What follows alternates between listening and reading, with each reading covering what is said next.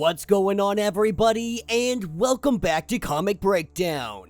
In this video, we are jumping into the Invincible Iron Man issue number 13, as we continue on with the Fall of X. And the Fall of X, it is soon coming to an end. With Fall of the House of X just on the horizon, Tony Stark is preparing. Not only is he building a suit out of Mysterium, but he is using Ironheart to build some ships. This issue goes on to explain exactly what those ships are going to be for and how he's going to get his hands on enough Mysterium to build everything that he needs to build. In this war against Orcus, Tony Stark is one of the few individuals that is actually leading the charge. But you could say that Tony's got more in this game than most. His company taken over, Fei Long taking everything that he owns, the Stark Sentinels being used against mutant kind. Tony has just as much to lose as mutant kind in this fight, and Tony doesn't like to lose a fight. So make sure you guys have subscribed to the channel, make sure that you like this video, and with that being said, let's dive into this breakdown. Alright gang, so as we dive into this issue, we are picking up with Tony and Emma Frost. They are currently out here in the middle of nowhere. They are waiting for a ship to come and pick them up. We have some Skrulls that have come here to help out Tony. What they are gonna do is take on the appearance of both Tony and Emma, or Hazel, so that the two of them can go off-world and do the things that they need to do without throwing up any suspicion. But he also called in some backup. One of the old Avenger teammates, Star Fox. With Star Fox having the hopes that he's about to get rich, they take off and we pick up at the Orcus Bloom. We pick up with Ironheart. She has been making her way off-world, designs for the ship in hand. And these ships, they are going to carry the mutants from Morocco to Earth for the invasion. What Tony is preparing to do is a full-scale invasion on Orcus. And while Riri, she would love to use the 10 rings on Orcus, Tony convinced her not to. He wasn't ready to retake Earth, and neither are the mutants. Deep down, Tony does worry about Riri. He worries that the rings might corrupt her, but she is able to get on a ship and she is taking off. This is where we pick up with Emma, Tony, and Star Fox. They have made their way to Game World. The whole time, Star Fox has been hitting on Emma. Tony trying to let him know that she is a married woman, but he is ever persistent. And even though he is persistent, Emma is not having any of it. Tony is absolutely loving it. But they are here for Mysterium deposits. They had been delivered to the casino by the X-Men as a bank of sorts for moving the Mysterium where it needed to go. As they get down to the lower levels, what they find is that there is already a heist in progress. The Game World guards are holding steady, but the pirates are more than willing to kill everybody for this huge score. With Tony and Emma dipping back into the elevator, Emma starts putting people to sleep while Tony is stunning them. But with all of this firepower, Emma has to go into diamond form, too worried about catching a stray round. With her going full diamond, this is where Tony, using his chest piece, he shoots out the energy, using it to reflect off of Emma Frost in her diamond form.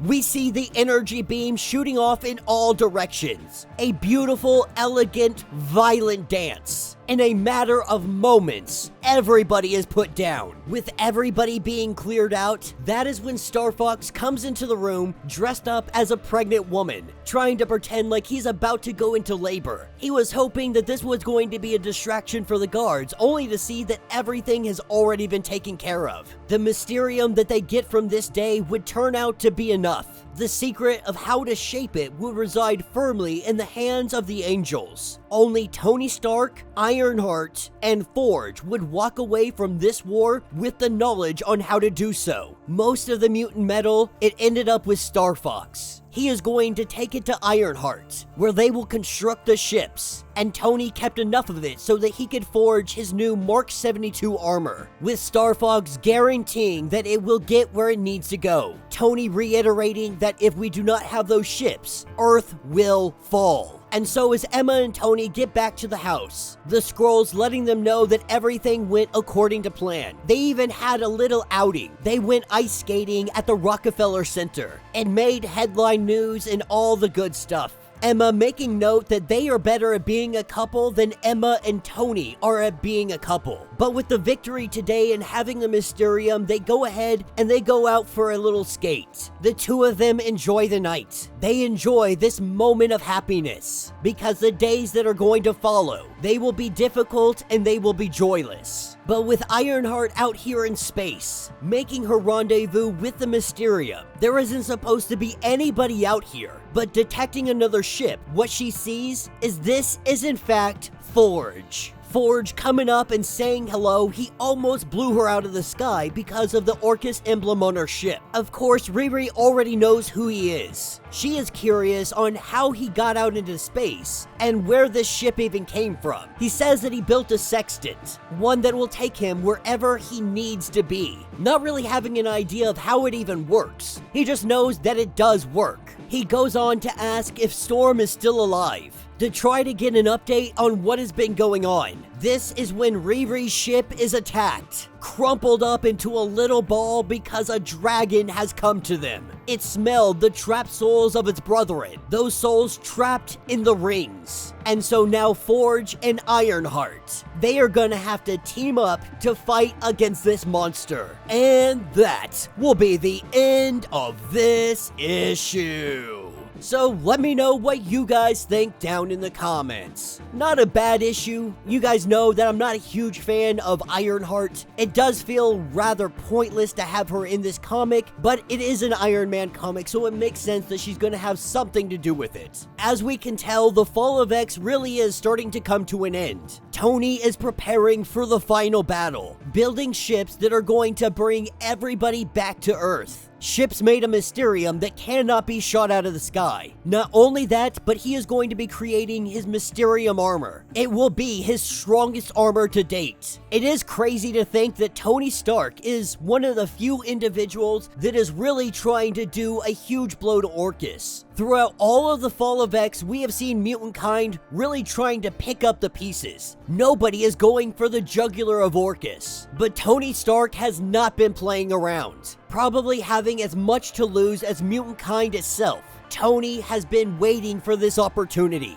waiting to take down Fei Long, to take down Orcus. It's crazy to think that Iron Man, not even a mutant, is one of the biggest assets when it comes to taking down Orcus. You would think that maybe Logan or Storm or any of the other mutants, everything between the Alphas and the Omegas, everybody is really doing nothing. They may do a few rescue missions here or there, but even Nightcrawler is out there pretending to be Spider-Man, not actually doing anything to solve the bigger problems. And so it's just nice to see that somebody is actually doing something. It's just sad that Tony Stark has to be the one to do it, especially considering the vast amount of power that mutant kind has as a whole. But the fight is here. They are preparing their arsenal. They are gearing up, and we are about to see a full-on invasion on Orcus. So let me know what you guys think. Let me know your thoughts. Let me know your theories. If you would like to get completely caught up on everything that is going on with this series, go ahead, check out the link in my description as well as the top of this video. It will get you completely caught up on everything that has been going on with the Fall of X and Iron Man.